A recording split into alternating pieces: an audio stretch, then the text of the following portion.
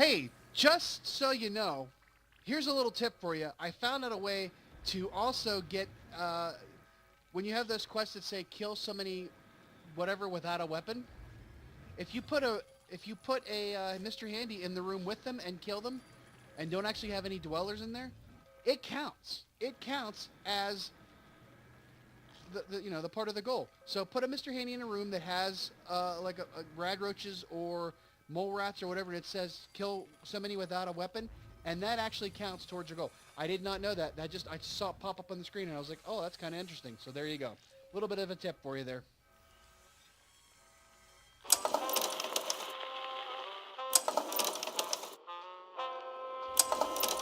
Good evening, everybody, and welcome back to Fallout Shelter. How y'all doing? Hey, we got some peeps out in the wasteland ready to do some quests.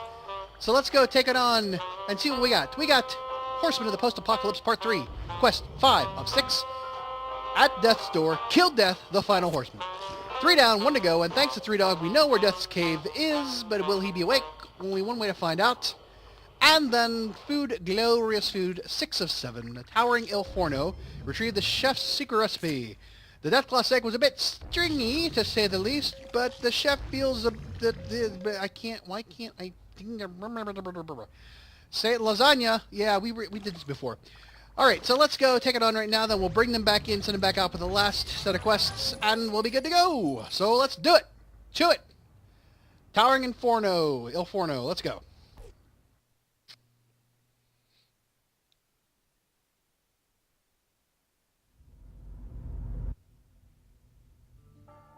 Find the secret recipe, the Towering Il Forno. Il Forno. So here we are, outside this big old grand building. This, holy shnikes, this is a big building. That's going to be a long one, mother truckers. We're going to be here for a while. And so, one place I won't be for a very long while, my job. Yeah, so if you've been following along the last few months, I had shoulder surgery 2 weeks ago, June 16th. It is now June 20 something or other. I'm a couple of weeks ahead, I think, with videos because I was afraid I wouldn't have any, wouldn't have any ability to record. But I have. I've actually almost gotten out of the sling and into the frying pan because on Thursday, a week later after my surgery, we had a reduction in force, or RIF as we call them at work. Usually happens somewhere around the middle of June.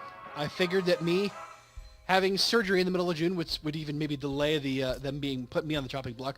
I've survived about 3 or 4 of these over the past couple of years. We just don't have the numbers. The business is not doing very well, and every year we tend to lose some people, and every year it's always been people from my team we've lost, and for whatever reason, they've kept me around, and I knew sooner or later that I would not be able to dodge the axe any longer. And I was given my walking papers. Well, not quite. I'm allowed to stay until August 31st, which is partly probably because they knew I was going to be out for an extended period of time with my arm, and I'm working from home. But the end of August is my last day with my job. I've been there for almost 7 years. And I've worn many hats and learned many things and had to do a lot of, things to stay alive there because it is what it is, for-profit education is not all that great anymore. But, we got to take out these Deathclaws. We are going to be Deathclaw soup here, or steak. But, I probably would say that should be more upset than I am. But, quite frankly, I did have a moment of despair and sorrow when I first heard the news, because I sort of joked with my boss. I'm like, well, I still got access. He's like, oh yeah, by the way, I got to call you. I'm like, oh shit. So I knew it was coming. So I was kind of prepared, and it was a lot easier having to not be in the room. I was then home in my pajamas, basically getting the bad news, which was kind of like made it a little bit easier to take. And I have a sense of humor, and I can joke with him about it, and some people may not be able to take that kind of gallows humor, but I do, and we make jokes about it, and Bailey threatened to push him off a bridge, because that's Bailey. You guys looking for something? Outfits, certain death, breathless junk. What was the second one again? We're here to retrieve a top secret culinary document. You're risking life and limb for a recipe? That's kind of sad. Well, shit. I guess there's probably a better way to get around that, but oh well. So, yeah, I mean, you know, Bailey said she wants to push him. I got a text from her mother saying, yeah, Bailey says she wants to push your boss off a bridge. I'm like, wow. She's got my back. How can I say? The kid's got my back. She knows. She knows. That's, you know, and that's just perfect. That's perfectly her. And I even told him that. I said, look, my kid wants to push you off a bridge. He's like, oh my God. So that's awesome. But, I mean, you know, like I said, I had a moment of panic for a second because I do have to support my child as part of the agreement. And I've got, you know, I'm going through surgery and recovery right now. I'm going to have PT. I'm going to exhaust the auto claim pretty quickly and then have to fork over a bunch of money for the, you know, the balance of what I owe as far as my medical recovery. And it ain't cheap. And especially in today's climate with, you know, the healthcare bill and all that stuff, you know, it's kind of a scary world. So I'm taking it on stride, maybe because I have been away from the, you know, the ground zero of where things happened. And I'm home. I'm sort of in a comfortable space. I've got a little bit of a little bit of an echo chamber to be in and not have to, you know, see those that have, you know, given me my walking papers, that kind of thing. But I don't hold any ill will. I understand it's a business decision. I understand that, hey, I either make too much for them to keep me around, or, you know, A, I make too much for them to keep me around, or B, I don't have enough of the skills to justify me being there compared to the people who are also in my group, which is possibly true. I hope to think that I'm, you know, was nice enough to want to keep around, that I have the personality, that I have the demeanor, and that I do a good job. I know I can be a little prickly sometimes, but I do it mostly as sarcasm and not as seriousness. I mean, I will do anything I need to do. I will joke about have it being a pain in the ass to do, but most of those who know me know that, you know, I do that, and then just it's you know, my big thing is to make things better, not make things worse. And anytime I bring up any kind of resistance towards things, it's because I understand that there are things we need to do and there are things we can do better, and I want to make the right decision for all of us and to keep us going in the right direction and not abuse the, you know, the work that we have and the people we have. So that's been my thing. But I have, you know, like I said, taken it in stride, and I've begun the process of looking for a new job. And it's not exactly easy. You know, being who I am, at the age of 42, trying to find a job is not as easy.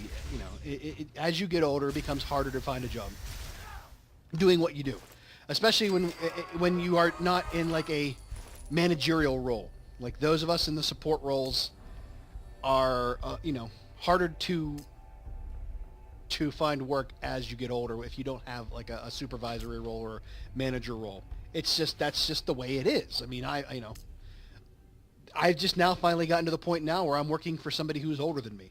This is the first time I've had a boss who was younger than I was. And I really, you know, am not, was never thrilled with that idea, but, you know, I tend to think that he has a little bit more, we you know, we're kind of friends, so that's just the way that works. I mean, I wouldn't say we, you know, we hang out all the time, but I mean, I would consider him a friend. If I needed something, I could call him for something.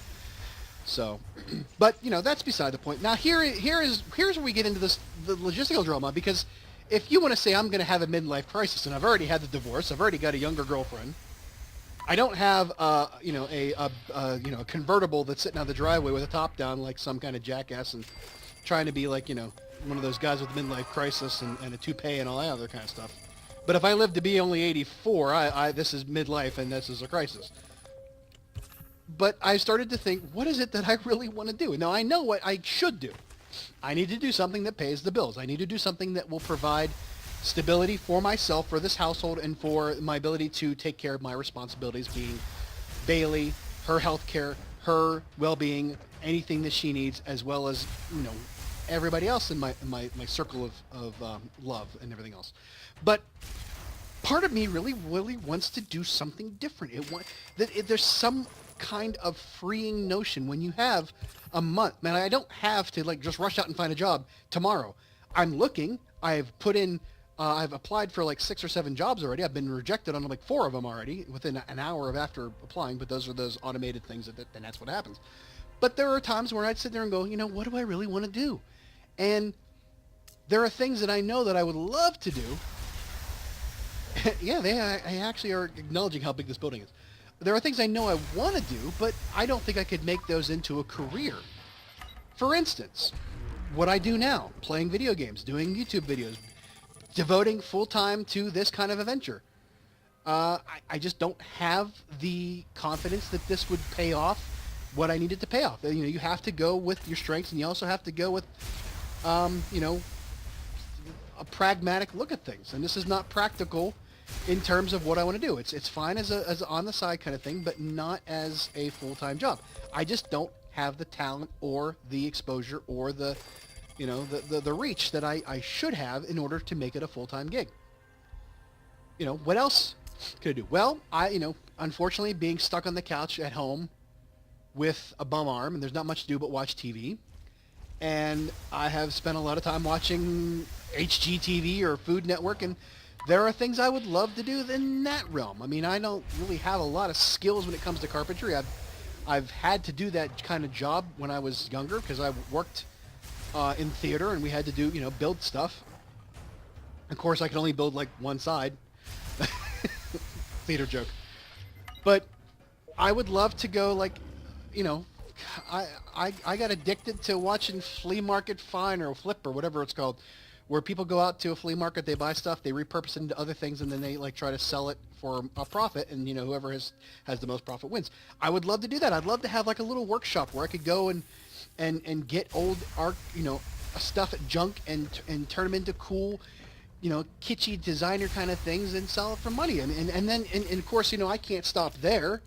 I say, what else do I want to do? Well, I also want to say, let's start a blog or let's start a video process where we film everything and we show the process of building everything, and you know, we monetize that. You know, you double dip. Not only do I make money from selling the item, I can also sell the process on online through a video series of showing people how that, you know, we did that. And that would be that would be something that would interest me. I'm always looking for another angle in order to do those kind of things. That's what I want to do. It'd be nice to have like set up cameras in the workshop and have like a photography area with like the, you know, the drop cloth and everything else, you know, the nice little shadow whatever cameras with the umbrellas on them. And here's another center. End of the line, dwellers, this is your final stop. Whatever possessed you to come to this place, surely you knew you were coming to your doom. I'm pretty sure our chef sent us to get us killed. We want the recipe handed over. We'll die. We die for a good meal. We camp for the recipe handed over. Pete, recipe, is that all this blueprint for weaponized marinara? All I have is this blueprint. Wow. And then we fight. Joke, and then we fight. But that's the thing. I mean, I would love to set up and just do a video process of saying, here's each step. We took this piece of furniture and we're turning it into something else, and here's the start. We're cleaning it up. We're staining it. We're adding a couple of elements to it, and then we're going to dress it up, and then we're going to sell it. And now you have before and after. And it could be like its own little, you know, amateur HDTV series, web series. Put it online, and then, you know, boom, you know, we go when we do.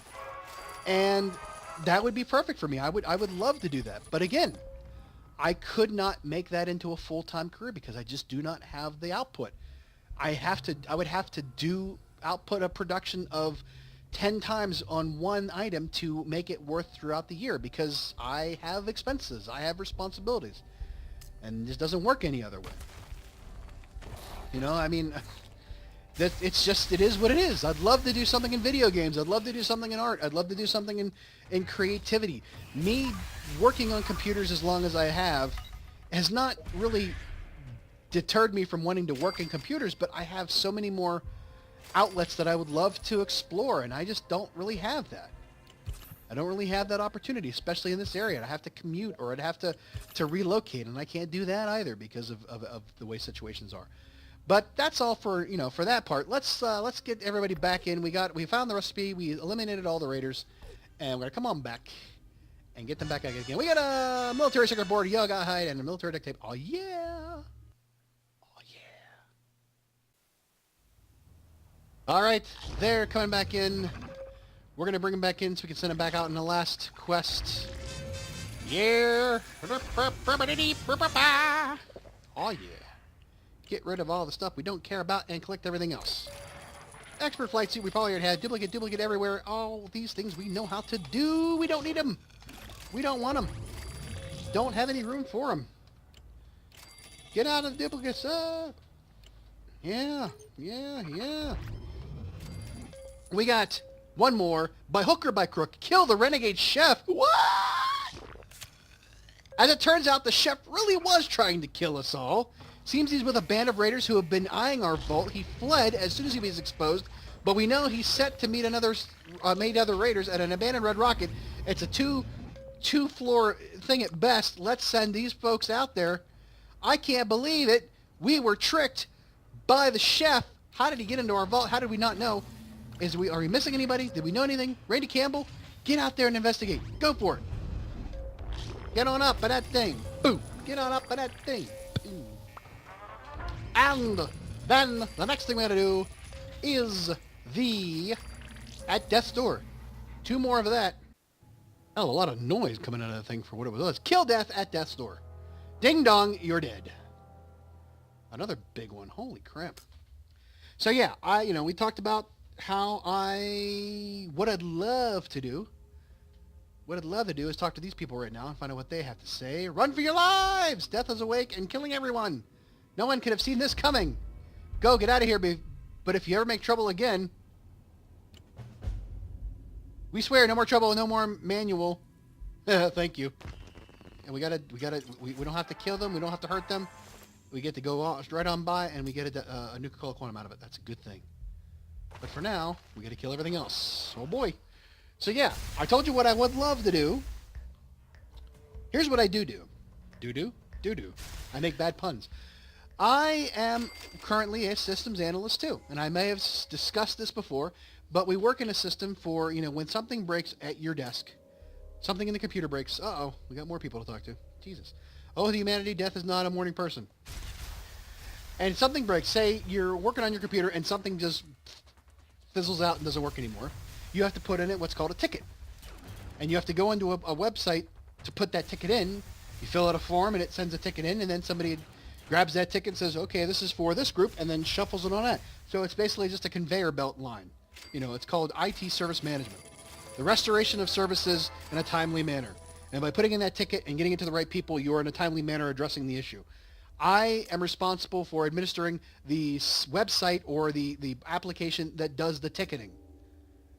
And that means everything from how people get access to it, the look and the feel, and also if they need to have enhancements to say, we want to have a quick web form, just pop in a couple of fields to say, ask us certain questions, and it automatically creates a ticket to the right group for the right instance, and it takes, A and B and C out of the middle of the equation, which is usually our help desk that sort of shuffles the ticket along down the line. Because, they handle everything, and then there are certain things that we know right off the bat, this is going to be them, it's always going to be them, send it to them, and them being a group, a portfolio team or whatever. So, that's how that works. Emmanuel never said death will try to kill us. Okay, so, well, why are we fighting then? Get the hell out of there. But this website has, it's not like the old days. It has a lot of moving parts, even though it's hosted in the cloud. It's not on our servers. It's a cloud-based solution, service as a software, or software as a solution, as they call it, SaaS. And it's mainly, just for that reason. It has a lot of different modules for incident management, for when things break, for requests when you want to get something, for when you want to order something, like access or services. This is called the service catalog. It's got, problem management for when things continually break and we have to figure out why. And change management for when we have to update certain systems. We use what's called a change record to track the progress from start to finish in order to make sure that things are adhered to, certain, standards are adhered to, and we have traceability of all of that in case something should go wrong. So you can roll things back and return them to the way they were before things got screwed up.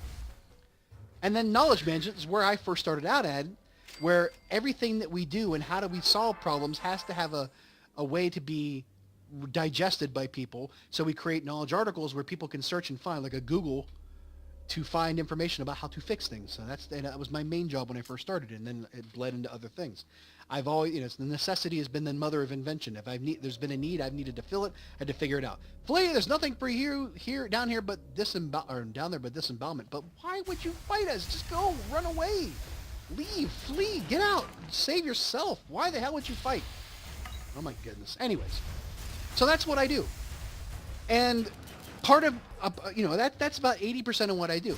20% of what I do is figuring out how to make those things work better and faster, and how do we make ourselves, how do we improve our process?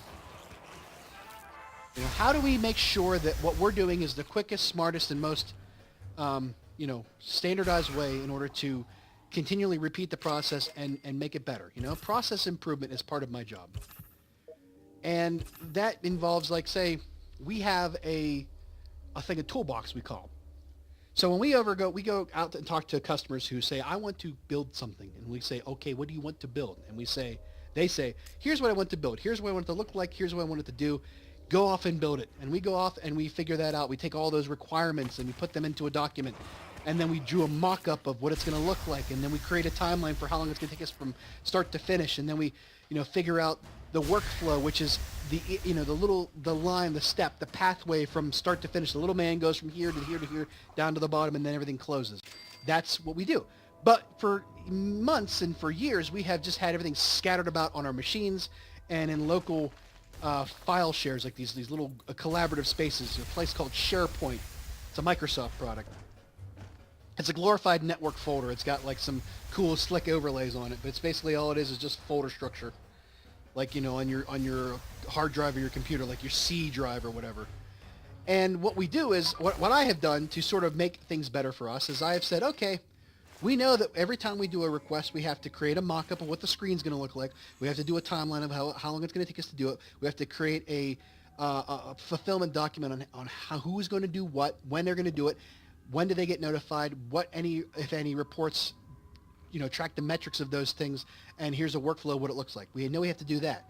So I took it upon myself to create a basic project folder with all these little samples in it and say, listen, just go into that project folder, copy the folder, repaste it into the same area, and rename it after your ticket and the description, and then everything in there you just work on, and then attach that to what we call the change record, because when we do anything, we have to do it through a change. And, then you'll have everything there, and it'll be quicker because we won't be looking for everything. We have, full traceability, full accountability, and full visibility and transparency on everything we do. It helps for audits. I was trying to keep, I'm trying to do things to keep us from getting into trouble for stuff. Because when you keep rolling back changes because things screw up, then you have to look at the process and say, well, why are we keep having screw-ups? If it's a testing issue where people aren't testing correctly, then we need to make sure that we have, a very good test scenario and auditing purposes. That's how that works. If we don't, we constantly have, maybe it's a person issue. Maybe they aren't doing elegant design. Maybe they're putting too many steps in their coding. Maybe they're doing things. Maybe we need to look at that. These are all ways for us to improve the process, and that's all I've done is try to improve how we do the process. How we do things. I tried to make our people better. I've been asked to do so. Sometimes I do it on my own. Sometimes I'm asked to do so. So I do process improvement as well. So, oh boy, there's a big one. It's death. It is a death claw, yeah. That's right, we knew it was a death claw. I told you it was going to be a death claw. Anyways, that death claw is dead. Booyah! The death claw is dead. He is no more. He has ceased to be. We still got some more rooms to go through. Holy crap, dude. Somehow I don't think that Alpha Deathclaw was death. Call it a hunch. Oh, no. Plot twist. The real one must be in the next room. This is it, everyone. Time to dance with death. I bet you it's something stupid and it's an inside joke or something funny. What is it? It's going to be some mole rats? Death was a mole rat, for crying out loud. Holy crap. I cannot believe it's a death. It was a mole rat.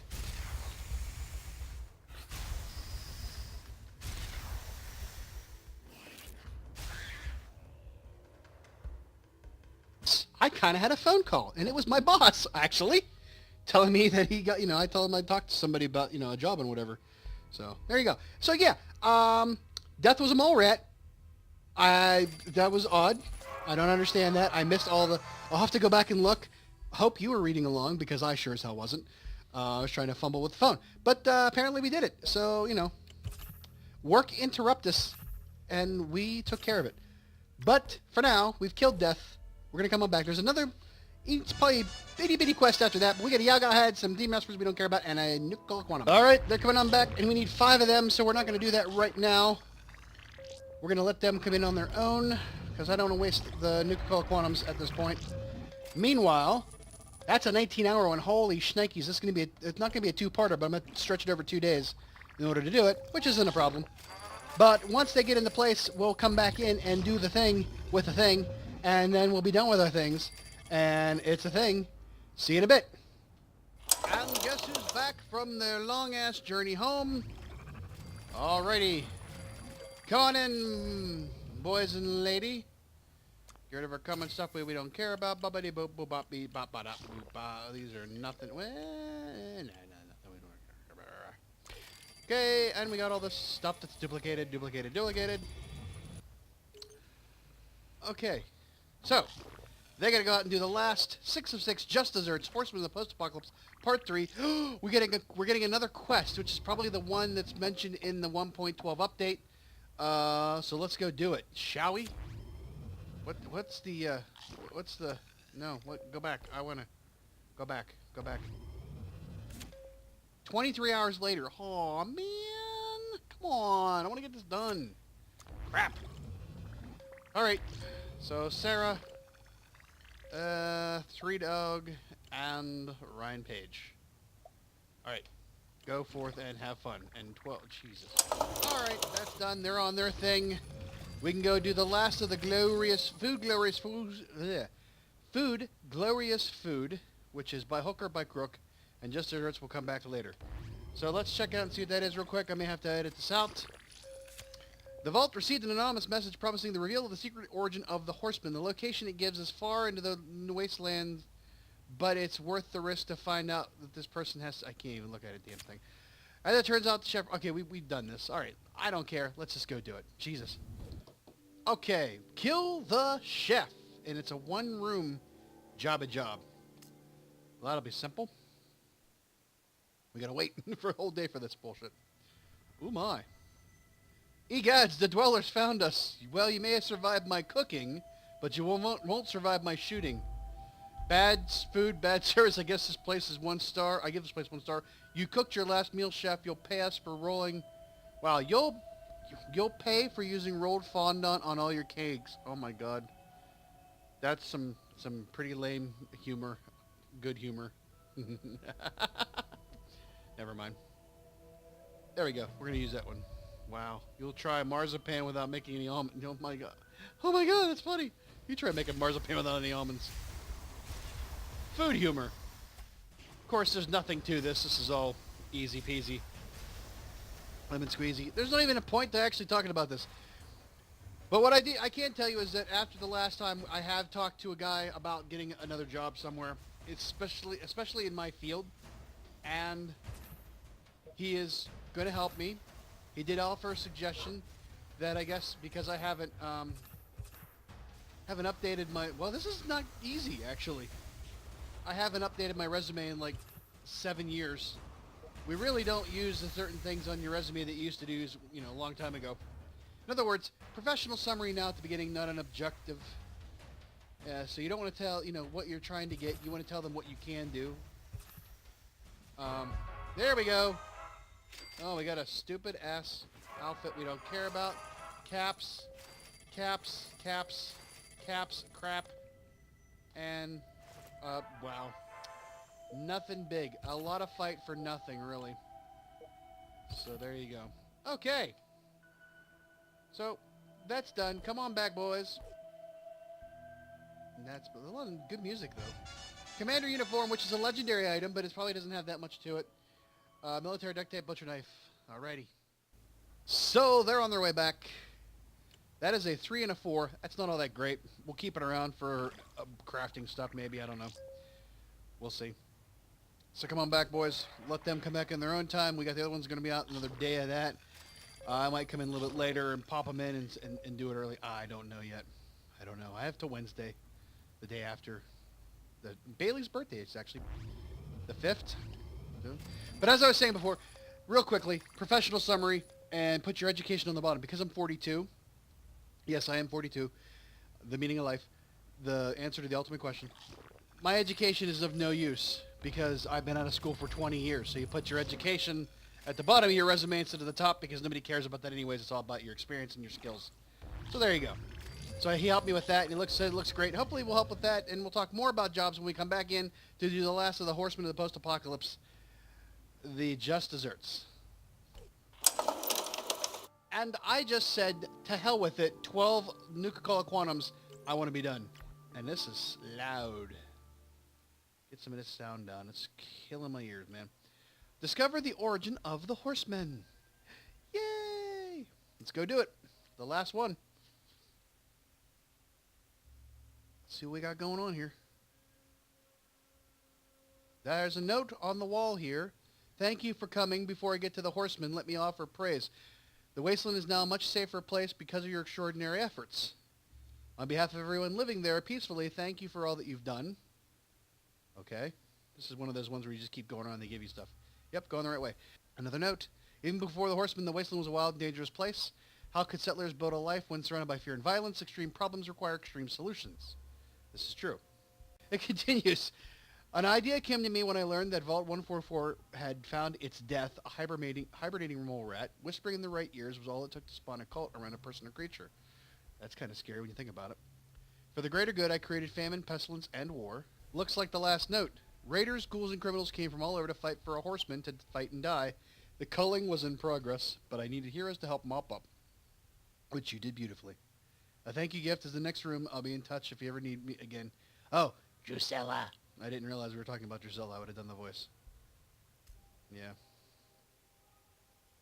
Oh, who is it?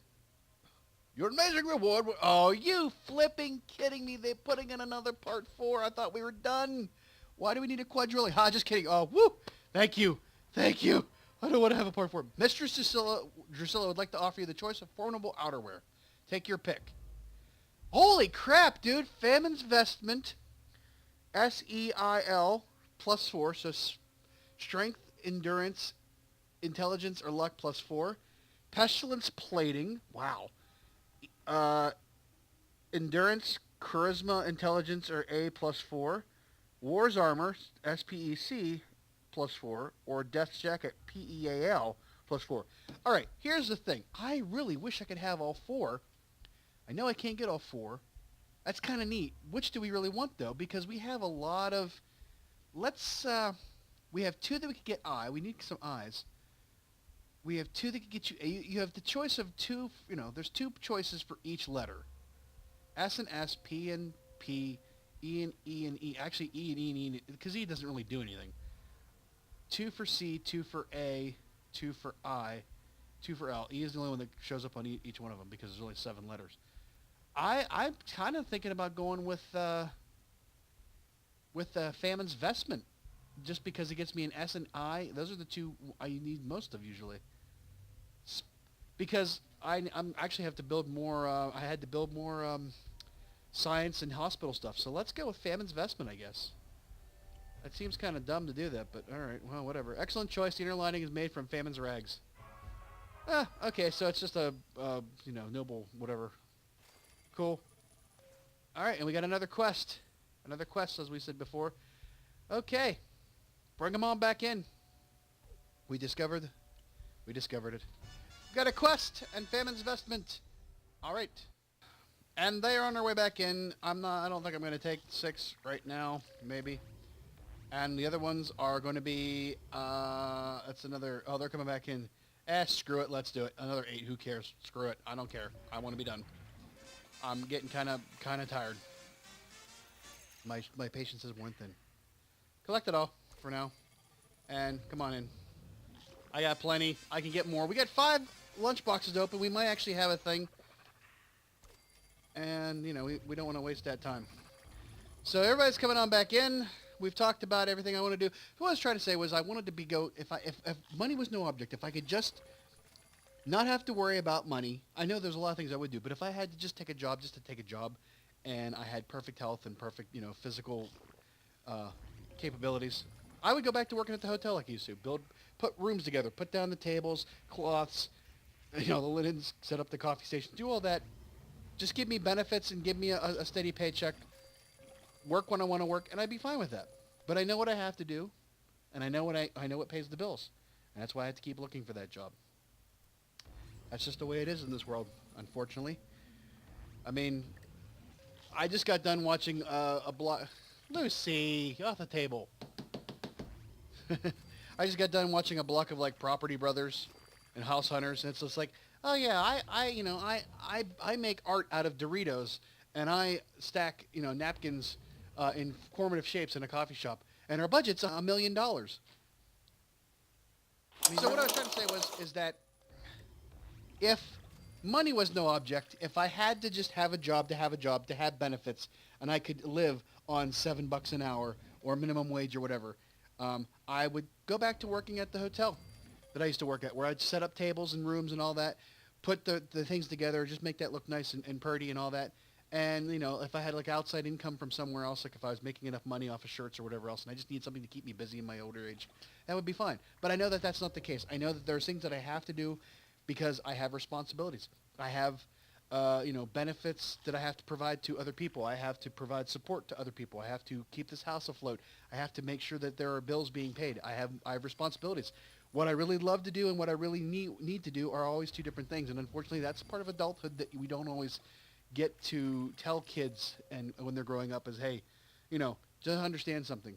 But if you can find that job that you love, that makes you happy and that is fulfilling to you, and it pays the bills and it's all you ever wanted to be, that's great. Don't ever lose sight of that. And sometimes it takes the extra education. Sometimes it takes the extra effort to get to those points.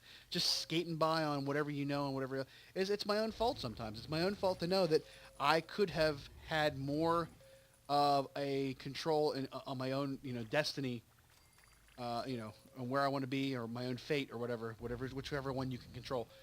But, I messed that up a long time ago. So let's get the last set of, we got one more quest out there that just popped up. Where is it at? Where's it at here? Where? We picked it up. Where's it at? How do we get that out? Oh, it's probably in our thing. So let's open up our lunch boxes here. Okay? So we got, here, I can't look at that. Okay. Let's just look at our lunch boxes. All right, we got a lab coat, which we're going to get rid of, and Wonder Glue, and caps, and food, and a surgeon outfit. Woo! Give me 1 second. Okay, we had to get rid of some crap because we had no more room left in the inventory. But what else we got? We got combat armor. We're going to get rid of that. Oh boy, what is it? What could it be? It's a Yoga hide. Yay! Caps, food, yeah. Another mouth to feed, Francis Davidson. That's fine. We'll just put her to work. We got caps, and we got shovel, and we got hardened pistol, and then power. Yeah, woo, Merv. That's a good one to have. I don't have to build it at least. That's great. All right. We got their nuclear quantums to put back what we took out. Pistol, caps, globe, and Tiffany Campbell. Another damn. We're gonna be freaking close to 200. I think it's gonna be end game. We get to 200. 6 shotgun. Shot caps, baseball gloves, stim pack, nice, and pierced armor scoping pierced pistol. Where is that stinking quest that we picked up? Everybody's back in, right? Yeah. All right, let's get these girls in, back into the thing, and yep. See, they're happy now because you get into the vault. 176. Oh my goodness. All right. Quests.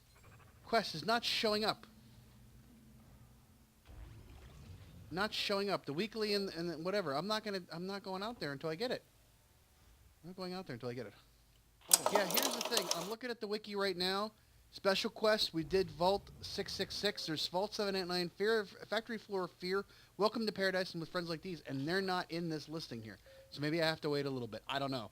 But we'll figure it out. We'll get everybody out there like for the next set of quests. I'm going to hold off on sending anybody out. We'll start out with a whole new thing just to do that quest line when it comes up. So that's all for tonight. Thanks again for watching. And have a good one out there, folks. Love y'all. Thanks for being a part of this. Happy Independence Day there, folks. Don't blow your fingers off. Have a good one. Bye-bye.